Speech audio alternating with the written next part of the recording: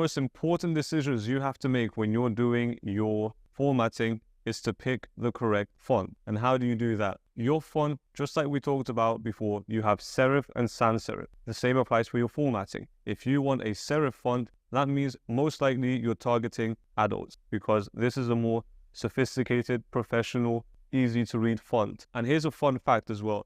You know the little tiny triangle things that we talked about before? If you have an A here, you have some triangles like this in the corner. That's what makes it a serif font. However, because serif fonts are usually a little bit thin, these triangles actually help you read the next letter. So it makes it super easy for your eyes to go through your text, which is why most books use a serif font when it comes to formatting, just because it makes it easier to read. So this might say amazing, and it'll be something like this, amazing. I'm just gonna write amaze. And this here is gonna have a little triangle thing as well. I don't know how the A is, but whatever it is, everything is created so these triangles can help guide your eyes through the words. And it makes it so much easier to read the words. So test out serif fonts and also test out some sans serif fonts. If you're doing a kid's book, you probably want a sans serif font. Or if you're doing a more fun book, or maybe it's a cookbook for beginners, depending on the niche and depending on the kind of style that you're going for, that's the font that you're going to pick. I like to test out a bunch of fonts. One of my favorite ones is Georgia. I like a font called Georgia. I like a font called Times New Romans. There's also a font called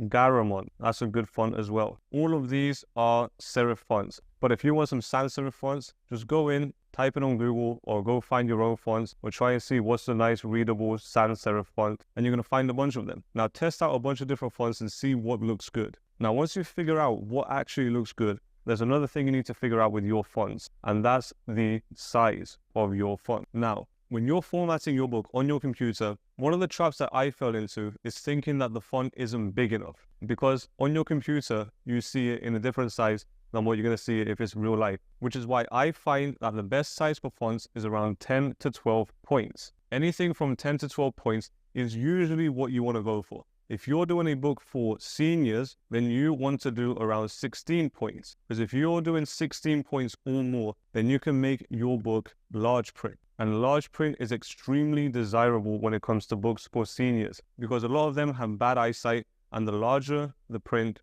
the larger the font, the easier for them it is to read. And formatting is all about what? Making it as easy and enjoyable to read as possible. Now, every font has their own different size. You ever went to a shoe store and you're normally a size 9, but then you go to the UK and you're a size 9.5, or you go to America and you're a size 10, or you go anywhere in Europe and you're a size 9.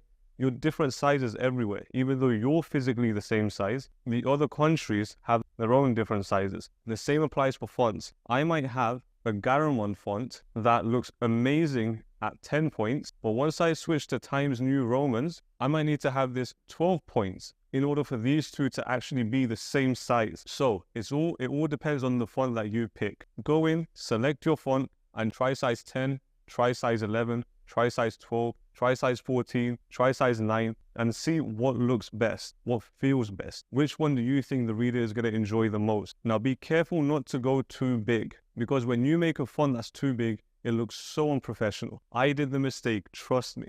I got so many negative reviews because everyone said the font is way too big. And I had it on size 12, but because I was using a font that should have been size 10, but I just followed the advice online that said, oh, 12 is the correct font size. I picked 12. When I ordered the book, it was massive. But if I use a different font, size 12 might have been appropriate. So every font is different. Make sure to test out your size and see what works. Now, if you're still not quite sure about what font size to pick, here's a little tip that I heard. You want every single line to be around 10 to 15 words. If you have less than 10 words, it probably means your font is too big, unless you're doing a children's book where you're purposefully making the font really big. But now let's just assume we're making a dog training book for adults. If you have less than 10 words per line, your font is probably too big. If you have more than 15 words per line, your font is probably too small. So make sure your words are around 10 to 15 words per line. That will give you a very good font size, and it will make it super, super enjoyable